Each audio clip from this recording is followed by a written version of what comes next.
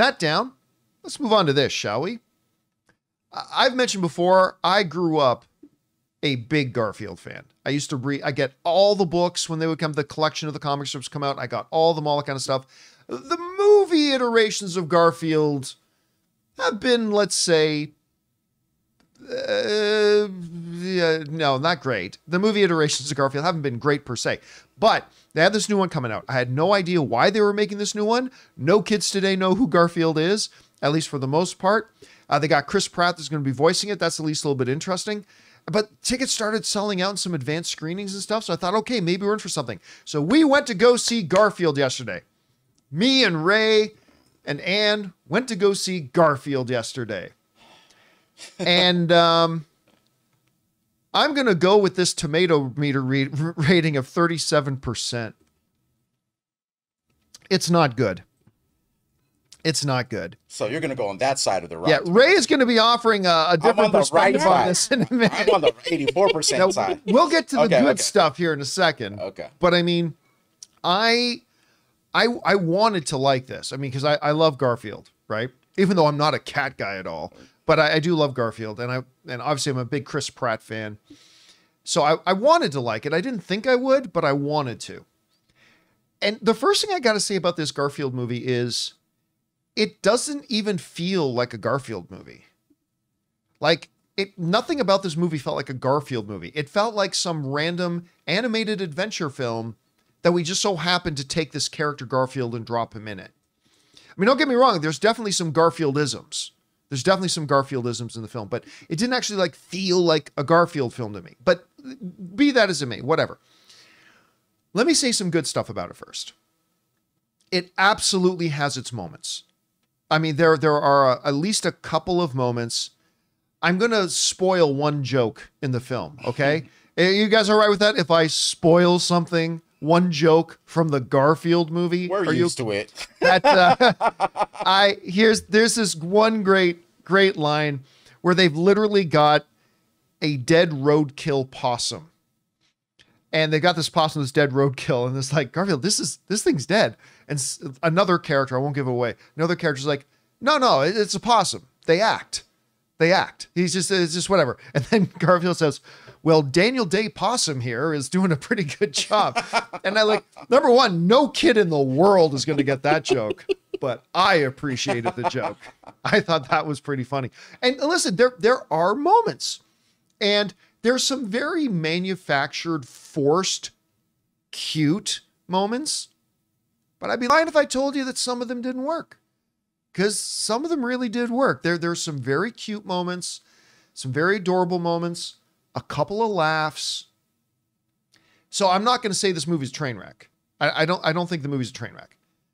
But overall, I was telling Chris about this. When we were in the theater yesterday, literally there were only 3 other people in the theater. It was me, Ann, and Ray, and I came in just as the trailers were ending, and there was only 3 other people, a couple with their little kid. That was it. And as we were getting into the third act, and as we're moving along the third act, the little kid said out loud to his parents, "Is the movie over?" And I turned to Ann, and I said, "I've been asking myself that for the last 20 minutes. It's just..." But you didn't see he was crying because he didn't want it to be over. Because please don't say it's over. I need more. I mean, it's just most of the jokes didn't work. It didn't actually feel like Garfield. Even a lot of times when they were using very standard Garfield jokes, whether it's about Mondays or lasagna, most of them didn't work at all. It could have been a better movie. It should have been a better movie. Not awful. Not an awful movie, but I didn't really dig it. Now, Ray had a different reaction to the film. But see, your background with Garfield is a lot more hardcore than I am. Mine was only the back pages of the Sunday comics. Just 4 panels. Which is where all the books came from, right? And from what I know of Garfield, I believe, like, everything's there. Like, the core aspects of Garfield. Like, with me and him, we like to eat food. We both like to sleep. We both have the same face when we open up the fridge and it's stacked with food. Ray is Garfield. And it's stacked with food. We both don't like to leave the house, right? That's true. And it's like, and you know, every now and then I'm grumpy too, which is Garfield's main thing. He's grumpy. And He's you're a grumpy Bengals fan, so you're right, orange a lot. So, but I love the aspect of seeing him outside of the house. And like whenever I decide to go out, I like to have fun. Like no matter what we're doing, no matter what. And that's what I had. I left this movie thinking about all the good stuff about it more than the bad stuff. I mean, it's not a Garfield movie. Like if the grumpiness and stuff, there's not a lot of that. But there was enough Garfield for me for the movie to work. And I left smiling. I kept talking about all the funny parts afterwards. And that's, I think, the point of this movie. If you leave smiling and have, like, you know, just had a good time, there's no thinking caps involved. I agree. Movie, right, I just didn't leave smiling. Yeah. I left smiling. Just me. because the last half of this movie really did it for me. And I said the trailer jokes, I didn't laugh at any of them. But there were a couple where if you, seeing the line before or the situation, it actually made the joke better for me, like the ones that we seen in the trailer. So I like this movie. I don't think it's a complete train wreck. I'm on the 84% side. You mean you're on the audience side? The audience side. Yeah. I listen. One of the things that I'll circle back around. Oh, this the because animation. I brought this up. The animation too was great. The animation was okay. Not very detailed, but that was the style they were going for. I kind of mentioned this before, but it really begs bringing up again. I have to ask why they made this movie. Yeah. Because, like, I grew up reading and loving Garfield. Today's generation is not.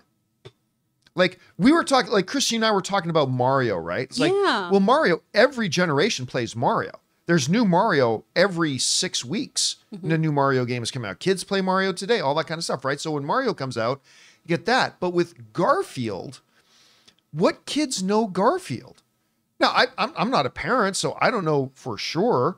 But, like, so why would you make this movie, and who did you think was going to come to it? Because if you made this movie for me, all right, but I don't think a lot of people who are my, contemporaries are going to be wanting to run out to see Garfield. Like, I think this, if you've got kids or you've got a favorite niece or nephew and you want to take them to a movie, I would recommend bringing them to this. But I mean, I just don't know who was, so when we walked into the theater and it was like completely empty, I got to admit, I wasn't really surprised. And that's where lies the problem with bringing back or like bringing like some of these like beloved properties to the big screen. Like Garfield, same thing with Mutant Mayhem. You're going to have that side where they're used to a certain thing being a certain way, but then they're also trying to appeal to the newer generation that may not be familiar with the property. It's a fine line that they have to walk on. So it's kind of like sometimes it works, sometimes it doesn't. It's really hard to find a balance between the two. Well, but, you know what I mean? Sorry. I'm assuming too that this will make money because I mean, what do you have in competition with it for your child audience? If there's If, which isn't doing great. No. There's Furiosa, which you're not going to bring a lot of little ones to. Do it. Can we agree on one thing, John? What's that? Odie is the best. Oh, Odie is super cute. Odie's the best character in the movie. Oh, good. Okay. Oh, yeah. Easily the best character in the movie is Odie. Guys, we want to take a second to thank a sponsor of today's video, Cuts Clothing. Let's be real. Most guys would wear a t-shirt every day of their lives if we could. The problem is that most t-shirts are not acceptable to wear at work or out on a hot date. Today's sponsor, Cuts, has finally changed that. Cuts t-shirts are such high quality, wrinkle-free, and so buttery soft that you can look like you're dressing up even when you're dressing down. Yeah, you heard that right. They are wrinkle-free. And for a limited time, you can save money while redefining the dress code by heading to cutsclothing.com and use the code Campea for 20% off. Guys, you know me, when it comes to clothing, my number one priority is comfort, and I could not believe just how comfortable my Cuts shirt was. It was light, it breathed, it felt like $1 million, and it made me feel like I looked like $1 million too. And the best part? Cuts Clothing is built to last. Their durable construction means you'll be enjoying your favorite shirts and pants for years to come, making them a smart investment for your wardrobe. So guys, for a limited time, our listeners get 20% off your entire order when you use the code Campea at checkout. That's 20% off your order at cutsclothing.com with the promo code Campea. Please support our show by telling them that the John Campea Show sent you. Experience the perfect blend of style and comfort with Cuts Clothing. Anyway, guys, question is for you. What do you think about this? Did you go and see Garfield? If so, what did you think? Did you have any interest in seeing Garfield?